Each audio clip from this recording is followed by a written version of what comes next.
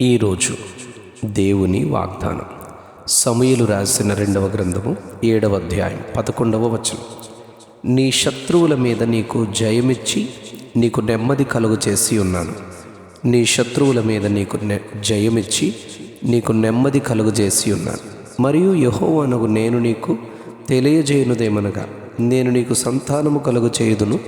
నీ దినములు సంపూర్ణములగునప్పుడు నీవు నీ పితరులతో కూడా నిద్రించిన తరువాత నీ గర్భములో నుండి వచ్చిన నీ సంతతిని హెచ్చించి రాజ్యమును అతనికి స్థిరపరచెదను.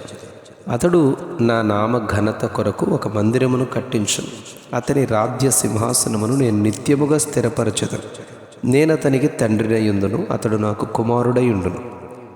రాజైన దావీదుకు నలుదిక్కులా అతని శత్రువుల మీద అతనికి విజయమిచ్చి అతనికి నెమ్మదిని దేవుడైన యెహోవా కలుగ చేసిన తరువాత రాజు తన నగరికి ప్రవక్త అయిన నాతానును పిలిపించి, నేను దేవదారు మ్రానుతో కట్టిన నగరి యందు వాసము చేయుచుండగా దేవుని మందసము డేరాలో నిలిచి ఉన్నదనగా, నాతాను, యెహోవా నీకు తోడై ఉన్నాడు, నీకు తోచినదంతయు నెరవేర్చుమనెను. అయితే ఆ రాత్రి యెహోవా వాక్కు నాతానునకు ప్రత్యక్షమై, నీవు పోయి నా సేవకుడకు దావీదుతో ఇట్లను, నాకు నివాసముగా ఒక మందిరమును కట్టింతువా? ఐగుప్తులో నుండి నేను ఇశ్రాయేలీయులను రప్పించిన నాట నుండి నేటి వరకు మందిరములో నివసింపక డేరాలోను గుడారములోను నివసించుచు సంచరించితిని. నేనెవరితోనైనను దేవదారుమయమైన మందిరం ఒకటి మీరు నాకు కట్టింపకపోతే అని నేనెన్నడైనను అనియుంటినా అని దేవుడు ప్రవక్త అయిన నాతానుతో సందేశం పంపించారు.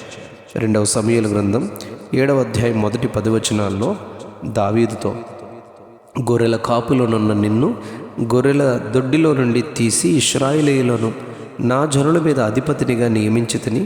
నీవు పోవు చోట్ల నెలను నీకు తోడయుండి నీ శత్రువులందరినీ నీ ఎదుట నిలవకుండా నిర్మూలము చేసి లోకములోని గనులైన వారికి కలుగు పేరు నీకు కలుగు చేసి ఇశ్రాయేలీయులను నా జనులు ఇకను కదలింపబడకుండా తమ స్వస్థలమందు నివసించినట్లు దాని యందు వారిని నాటి, పూర్వము ఇశ్రాయేలీయులను నా జనుల మీద నేను న్యాయాధిపతులను నియమించిన తరువాత జరుగుచూ వచ్చినట్లు దుర్బుద్ధిగల జనులు ఇకను వారిని కష్టపెట్టక ఉండునట్లుగా చేసి నీ శత్రువుల మీద నీకు జయమిచ్చి నీకు నెమ్మది కలుగజేసి ఉన్నానని ఆయన నాతాను ద్వారా ప్రవచనాత్మక సందేశమును ఇచ్చి పంపించారు.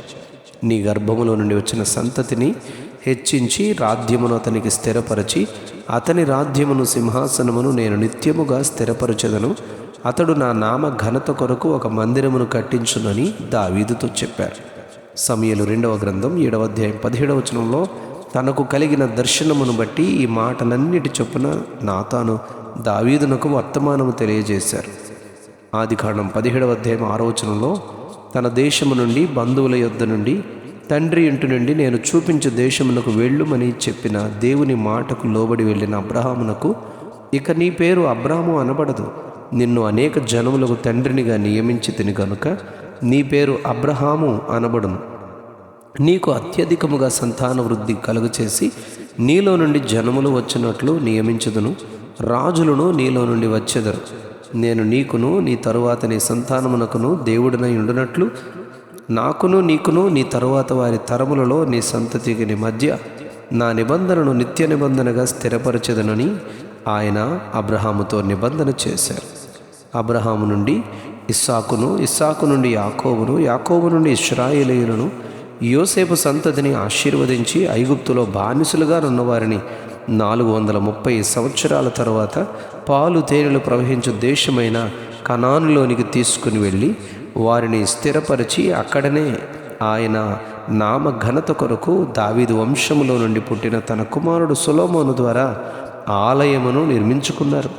దావీదుతో, నీకు కలిగిన నెమ్మది, నీవు రాజుగా స్థిరపరచబడిన స్థితిని నేనే నీకు ఇచ్చానని ఆయన స్పష్టము చేశారు. అవును, ఈరోజు మనకు కలిగిన నెమ్మది, మనము స్థిరపరచబడిన స్థితిని ఆయన వలననే పొందుకున్నామని దేవుని మహిమపరుస్తూ ఈ 2025వ సంవత్సరం అంతా ఆయన అనుగ్రహించిన నెమ్మది, ఆయన అనుగ్రహించినటువంటి విలువైన నిబంధనల స్థిరత్వమును బట్టి దేవునికి మహిమ చెల్లిస్తూ నూతన సంవత్సరంలో కూడా 2026వ సంవత్సరంలో కూడా ఆయన అట్టి నెమ్మది, అట్టి స్థిరత్వము, ఆశీర్వాదం అనుగ్రహించినట్లు విశ్వసించి ప్రార్థించి మనము అనుభవించినట్లు ప్రభువే మనకు సహాయము చేయునుగాక.